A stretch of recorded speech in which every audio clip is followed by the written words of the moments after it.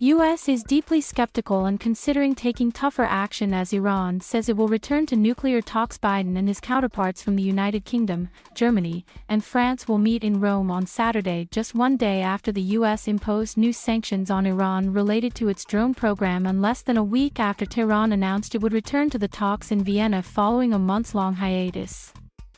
The fact the new hardline Iranian government has appointed a negotiating team led by opponents of the deal has only increased the sense of pessimism. However, they say the US and its allies are now more willing to impose a higher cost on Iran for failing to come to an agreement if Tehran continues to take actions that are inconsistent with the 2015 nuclear deal and bring it closer to developing a nuclear weapon.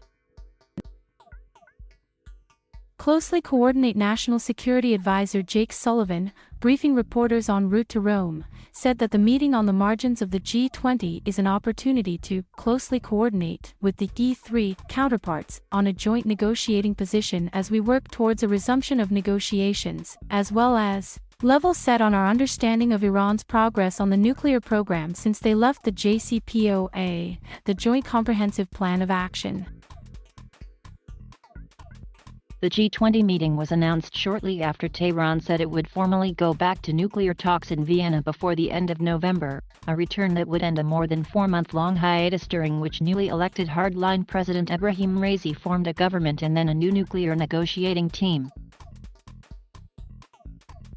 Sullivan said Thursday that it was not entirely clear to yet whether the Iranians are prepared to return the talks, noting that we have heard positive signals that they are, but I think we have to wait and see when and whether they actually show up in the negotiating table. Not a huge amount of optimism. The public pronouncements from Iran don't give us a huge amount of optimism, one U.S. official familiar with the talks said, adding that so far, there's little indication that the Iranian team is intent on being pragmatic and resolving the outstanding issues. While the U.S. will go into the talks with a constructive spirit and see what they hear, this official said, they added that there is no reason to be optimistic right now.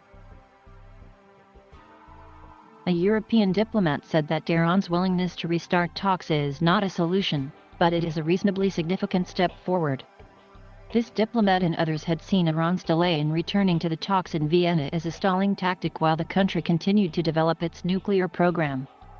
Now, there is broad discussion about pushing up the pressure on Iran, this diplomat said. At the moment, there's no time pressure on the Iranians, there's no time pressure on anyone, the diplomat said. We need to make it feel like this is a bit urgent, I think it's the first step we need to do. Though critics say the Biden administration has been lax about enforcing sanctions on Iran, U.S. officials insist that they have kept up the pressure of President Donald Trump's maximum pressure regime and argue that if they made the unilateral move to ease sanctions, that could split their united front with allies and serve Iran's interests to divide other parties to the talks. In recent weeks, U.S. officials have met with partner countries in order to prepare for a world where Iran doesn't have constraints on its nuclear program, U.S. Special Envoy for Iran Rob Malley said earlier this month ahead of meetings with Gulf and European partners. The role of China. Analysts say that pressure from Russia may have contributed to Iran's willingness to return to the Vienna talks, but doubts remain about China's willingness to apply pressure on Iran alongside the other parties to the nuclear deal. China has continued to import Iranian oil, which is a major source of revenue for country, and there is no clear strategy to pressure China to change course. Congress sees China as a critical piece of the puzzle and is growing frustrated that there does not appear to be more of a concerted effort to get them on board, congressional aides explained. A State Department spokesperson responded to Iran's announcement Wednesday, saying they'd seen reports about Iran's willingness to return to talks and underscored that patience is running short. Deeply skeptical analysts are deeply skeptical. I think it's a huge question whether Iran still wants to revive the JCPOA, said Eric Brewer, deputy director and senior fellow with the Project on Nuclear Issues at the Center for Strategic and International Studies. Henry Rohn, the director of global macro research at Eurasia Group, said Iran's announcement should not be misinterpreted as a sign of real progress.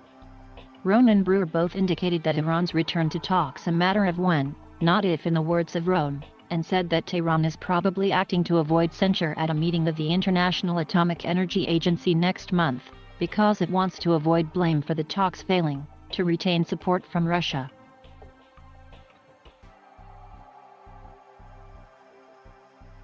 Thank you for watching.